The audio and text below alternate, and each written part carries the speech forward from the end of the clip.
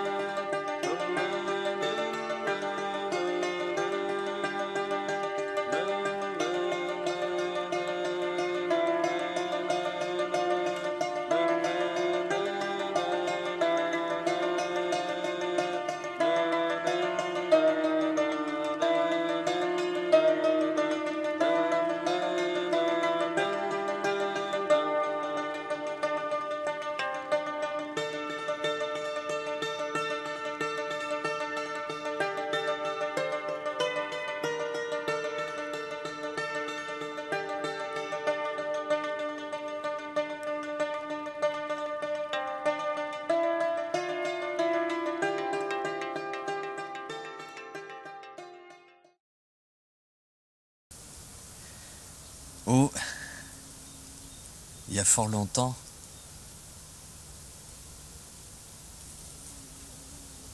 un homme dans une caverne m'a raconté cette histoire.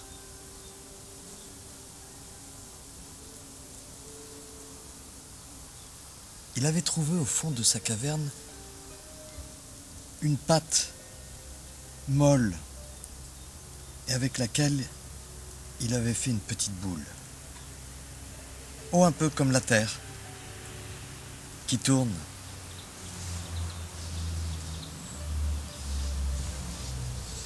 Et l'homme a voulu voir qu'est-ce qu'il y avait à l'intérieur. Alors il a enfoncé son pouce dedans. Et dedans, il a trouvé qu'il y avait un trou. Alors il a continué à regarder qu'est-ce qu'il y avait à l'intérieur. Il a pressé, il a tourné tout autour. Et il a vu qu'il y avait un plus grand trou. Ainsi, par ce petit geste, l'homme faisait le tout premier petit bol avec le tour que l'on a dans les doigts. Et je pince et je tourne et je pince et je tourne. Oh, bien sûr, il fallait tourner rond, comme la terre.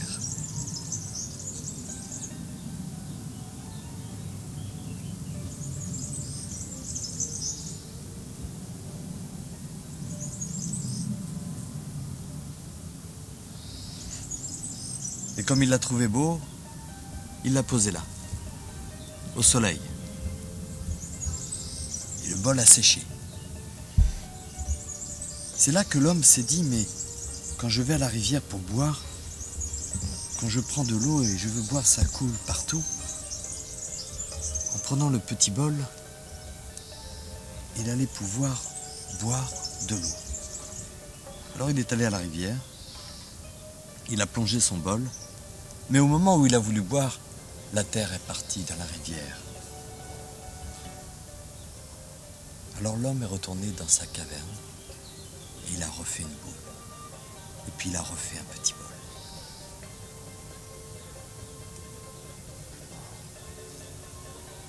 Et comme il le trouvait beau, il l'a posé devant sa caverne. Il l'a laissé sécher au soleil. Et il pensait que peut-être il n'avait pas été assez vite. Alors, il est retourné à la rivière, il a repris son bol, il l'a plongé, et très vite il a voulu boire, mais la terre est partie dans la rivière.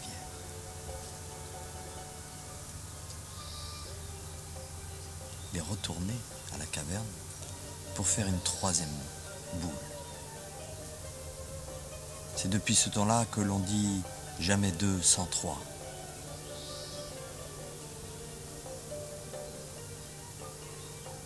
Et il faut dire aussi que l'homme et la femme étaient aussi têtus.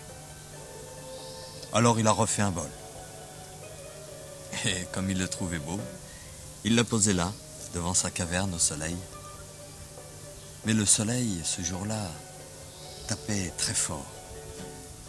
Et au loin, il y a eu des flammes, un incendie, poussé par le vent qui se dirigeait vers la caverne, que l'homme a eu juste le temps de prendre ses jambes et de courir pour se mettre dans l'eau, car il savait bien qu'il était à l'abri. Comme les petites bêtes, qui elles ne sont pas si bêtes, font des petits trous et se cachent dans la terre. Le vent a poussé le feu en brûlant tout sur son passage, les herbes, les arbres, et passé au-dessus de la colline, et poussé par le vent a disparu de l'autre côté de la montagne.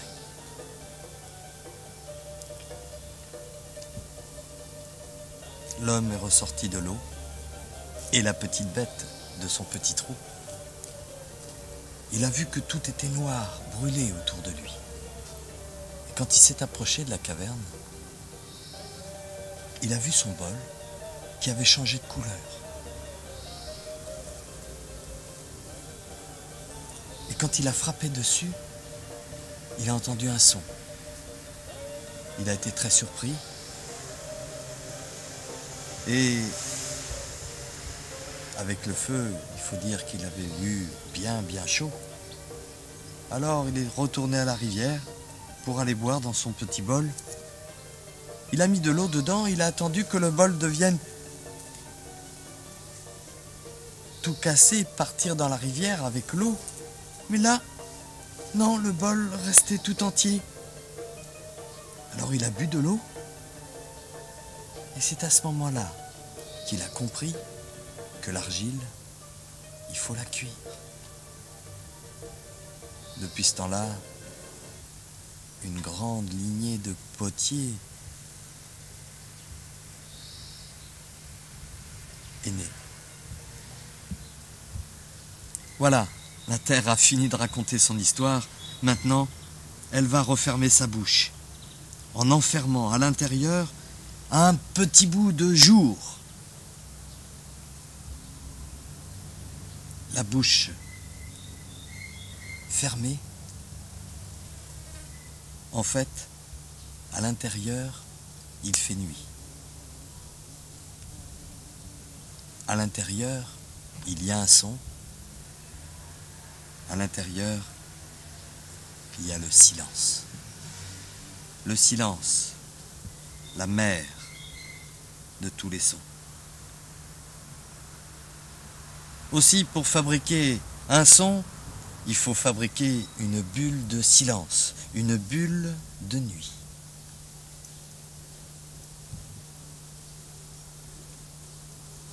Bien enfermer l'air à l'intérieur.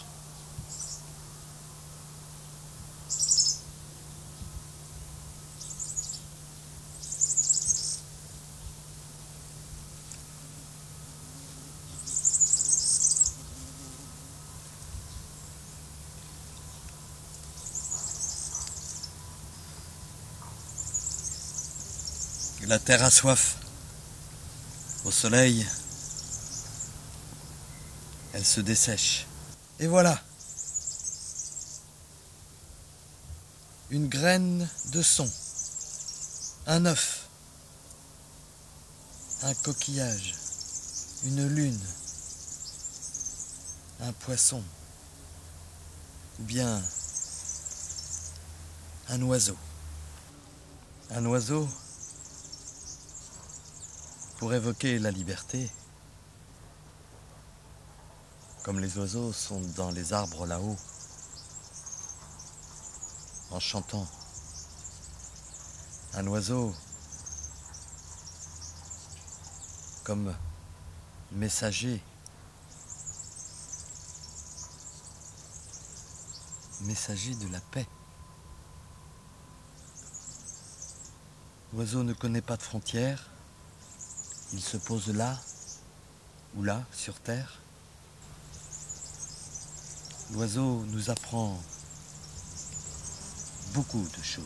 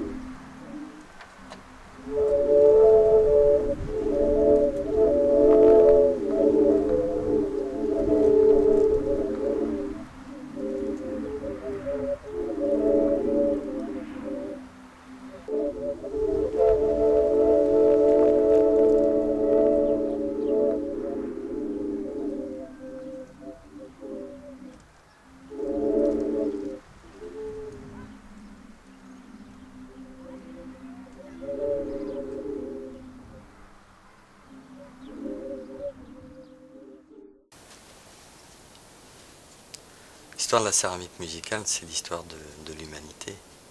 C'est l'histoire de la Terre.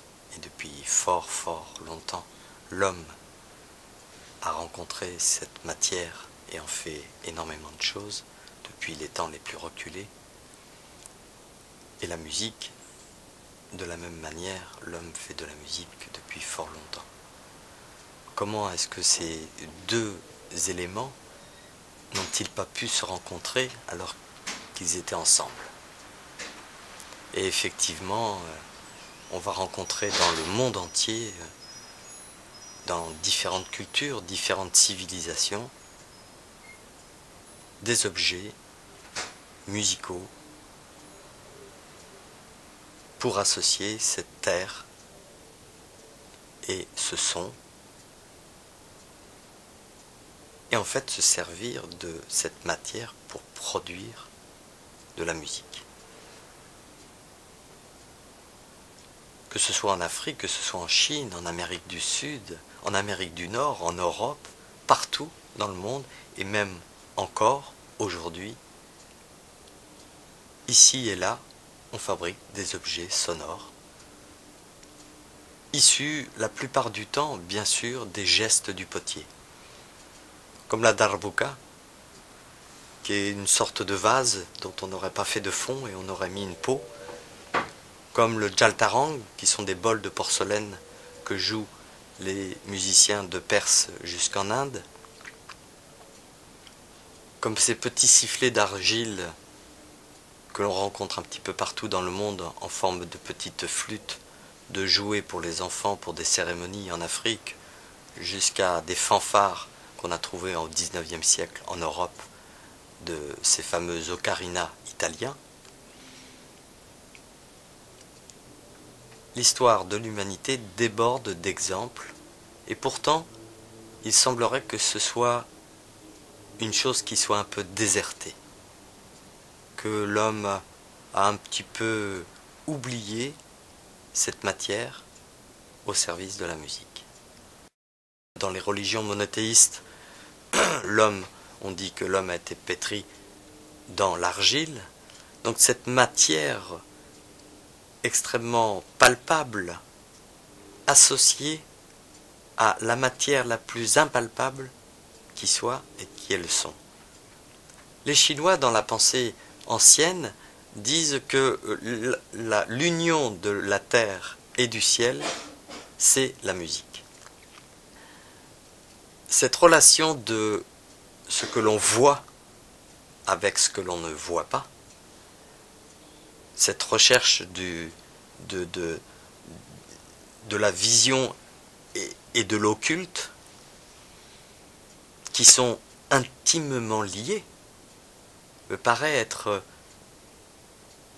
initiatique, puisque je pense qu'il en va ainsi dans ce monde,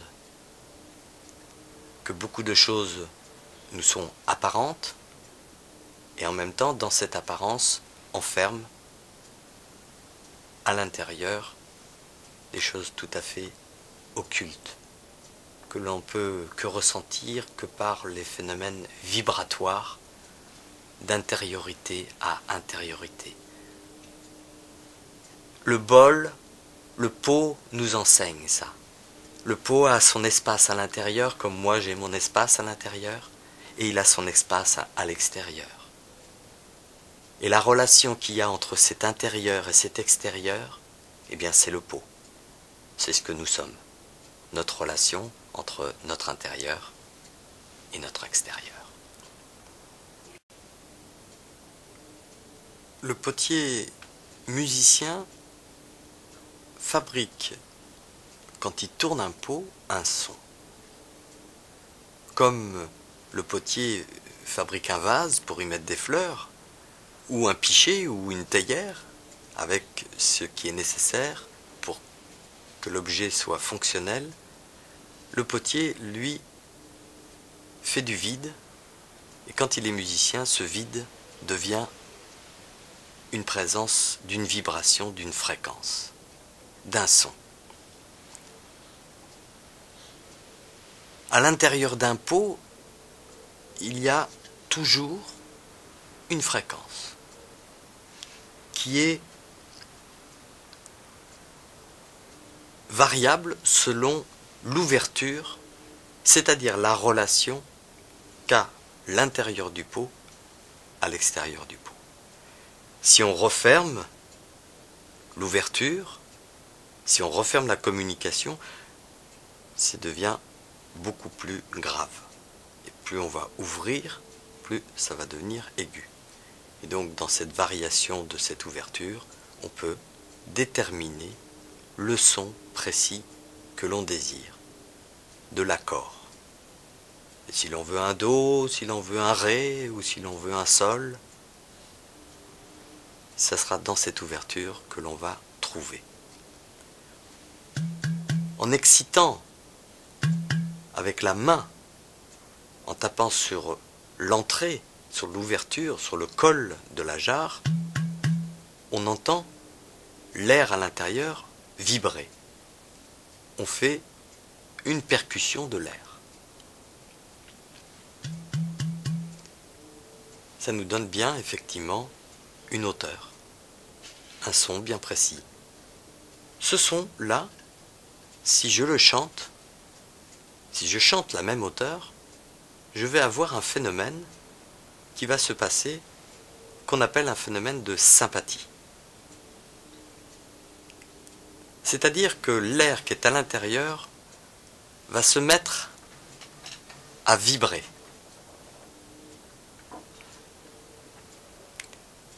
L'air se met à vibrer alors que je n'y touche pas. Simplement, en chantant, l'air contenu à l'intérieur du pot et qui contient cette fréquence, qui est à l'état de silence, c'est-à-dire d'immobilité, tout d'un coup, va s'agiter. Sans y toucher, parce que la fréquence que je vais chanter va exciter la fréquence qui est dans le pot, puisque c'est strictement, rigoureusement la même. Ce phénomène, on l'appelle le phénomène de sympathie. Exactement comme il en va de même dans les relations humaines. Et quand on trouve quelqu'un de sympathique, eh bien c'est qu'effectivement les ondes qu'il émet agitent nos résonateurs, mettent en vibration. On est émetteur et récepteur. Le pot est récepteur, donc émetteur.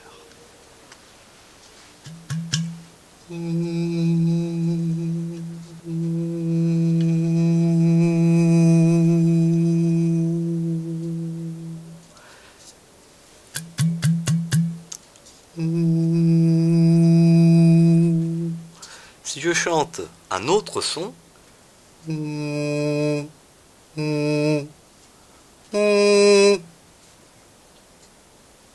le pot ne répond plus. Si je chante rigoureusement la même fréquence, en mettant ma voix proche de l'ouverture, le pot va servir d'amplificateur, puisque il va émettre lui-même ce son-là.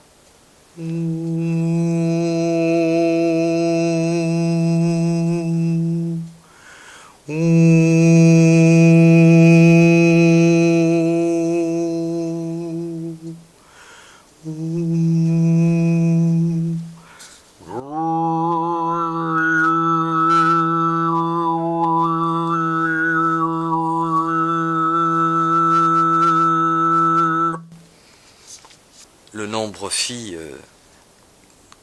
que Pythagore a désigné et formulé, bien connu bien avant Pythagore, pratiqué sans qu'on en ait a priori une formule mathématique, arithmétique, comme Pythagore l'a déterminé, le nombre d'or, le nombre phi, utilisé dans les pyramides égyptiennes, mais sont en fait des formes que l'homme a pu faire en s'appuyant sur une connaissance qu'il a puisée dans la nature.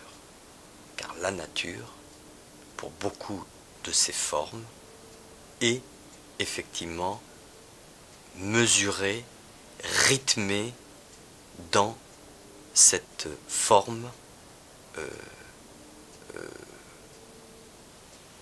très subtile, très fine, et qui a l'air de suggérer la vie, porter la vie. La fleur est organisée dans cette arithmétique, dans cette mathématique. La spirale du coquillage et nombre de figures, en citant les plus simples, les plus usuelles, nombre de figures, l'homme étant bâti sur le nombre d'or, rien d'étonnant que des architectes, que des peintres, bien sûr, sculpteurs, etc., artistes, s'appuient aussi sur cette connaissance, et la musique, bien, elle aussi, quelle qu'elle soit, est bâtie de toute façon, au départ, dans son origine, sur ces mathématiques.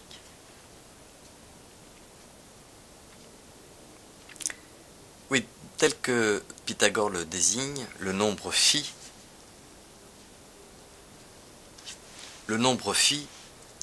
est égal en fait à 1,618 est représenté aussi en racine carrée de 5 sur 2. L'opposé de ce nombre 0,618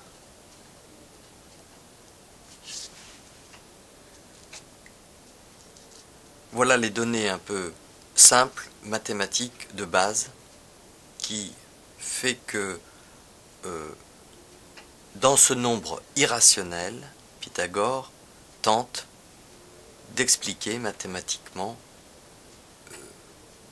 cette proportion très particulière, appelée divine proportion, et appelée aussi nombre d'or, que l'on va retrouver donc dans les pyramides ou dans des tableaux d'artistes, etc., très présentes, comme je l'expliquais donc tout à l'heure. La figure de la spirale logarithmique vient d'un certain Fibonacci, un mathématicien du 14-15e siècle en Italie, et qui détermine une progression de nombres où, en démarrant de 0 à 1, on va rajouter le nombre d'avant pour avoir le nombre suivant. Ce qui fait que ici, j'ai 2. Et 1 plus 2 me donnera 3. Et 3 plus 2 me donnera 5. Et 5 plus 3, 8. 13, 21, 34, 55, 89, etc. Dans cette suite, appelée la suite de Fibonacci, on peut effectivement voir que si l'on multiplie le nombre 13 par 1,618, on va avoir approximativement 21. Et si on multiplie 13 par 0,618, on aura approximativement 8. Mais plus on va monter dans cette suite, plus ça devient de plus en plus précis. Ça, c'est une approche mathématique. Au niveau d'une figure, le 1 va être représenté par un petit carré, et là j'ai encore un 1. Ça va effectivement me donner un carré ici de 2. Et ici, ça me donnera un carré de 3. Et ensuite, un carré de 5.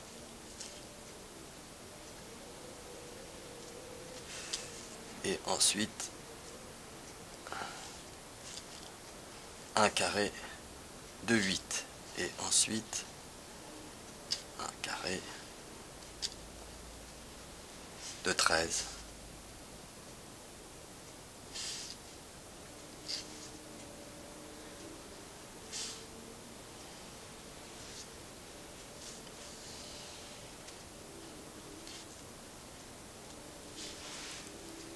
À chaque fois, on va décrire un rectangle qui sera donc un rectangle de proportion divine. Rectangle, un autre rectangle, un rectangle qui a 8 pour 3 ou 5 pour 8, etc. Si maintenant je prends ce point comme centre et que je fais avec un compas un arc de cercle, je vais pouvoir ici prendre avec ce point là, ici pour le 3, ici pour le 5, là pour le 8, arc de cercle. À chaque fois dans tous les carrés on prend l'arc de cercle et là ici, et qui va effectivement nous décrire une spirale logarithmique qu'on retrouve donc dans le coquillage, dans l'escargot. Autant en architecture, que ce soit Le Corbusier, architecte français, connu pour avoir fait ses recherches, comme les bâtisseurs des pyramides. On a fractionné de dos à dos en 7 notes, 7 échelles, 7 espaces, dont le sol se trouve à la 5e position. Et le do ici à la 8e position.